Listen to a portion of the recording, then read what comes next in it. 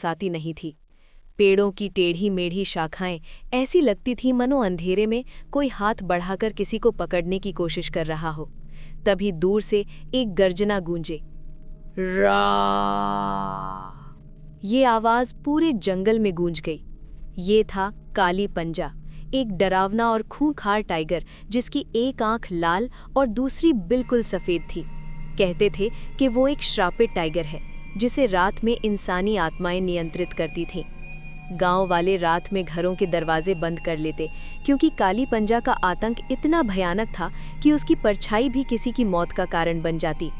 एक दिन गांव के 3 बहादुर भाई आदित्य, वीर और लक्ष्य ने ठान लिया कि इस टाइगर के आतंक से लोगों को बचाएंगे।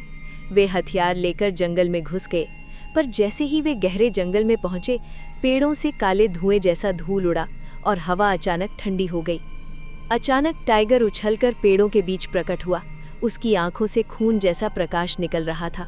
उसके दांत इतने तेज थे कि चांदनी में चमक रहे थे। टाइगर ने झपट्टा मारा।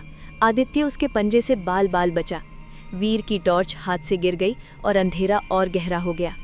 लक्ष्य ने कांपते हुए कहा, ये साधारण टाइगर नहीं है, इसके पीछे कुछ और है।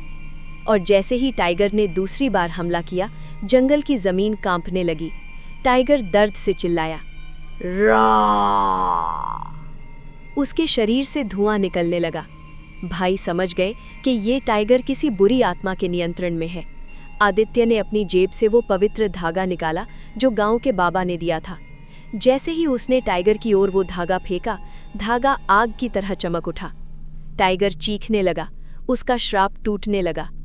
काली पंजा जमीन पर गिर गया। उसकी आंखों का लाल प्रकाश बुझने लगा। कुछ ही क्षणों में टाइगर शांत हो गया।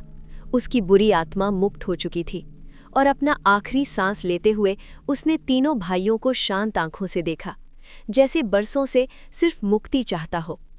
काली पंजा मर गया, लेकिन उसके मरते ही पूरा जंगल हल्का हो गया।